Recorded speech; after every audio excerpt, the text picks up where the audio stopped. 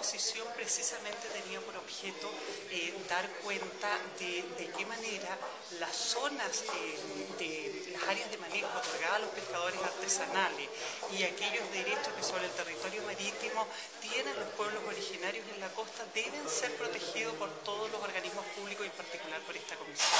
Debo decir que en los años que como miembro del observatorio llevo apoyando a comunidades indígenas e interlocutando con autoridades regionales y autoridades nacionales, la verdad que nunca había recibido una actitud más hostil que la de esta comisión.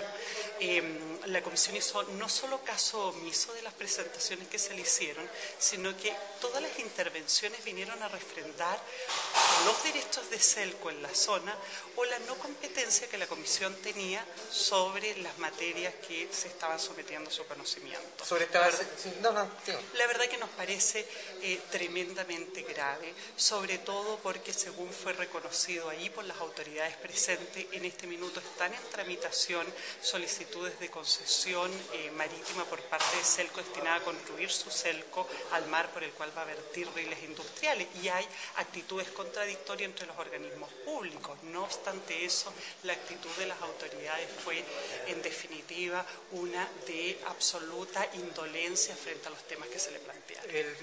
Frente al Tratado Internacional de la OIT, ¿de qué manera el gobierno, como ustedes lo perciben, aprueben o rechazan La verdad que no, ni siquiera recogieron las normas del convenio 169 que le presentamos. Un comisionado preguntó sobre si estaban vigentes y si habían sido ratificados por Chile las normas que se entregaban y otro de los miembros más bien lo que hizo referencia era a la impertinencia de hacer presente ante la comisión el cúmulo de normas legales que citamos. ¿Por qué es impertinente?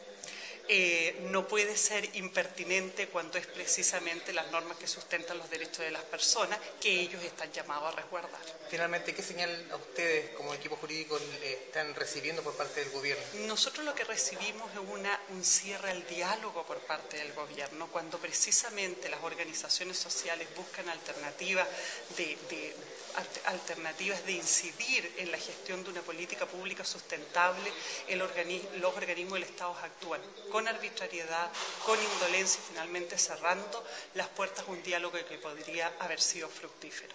Muy gentil.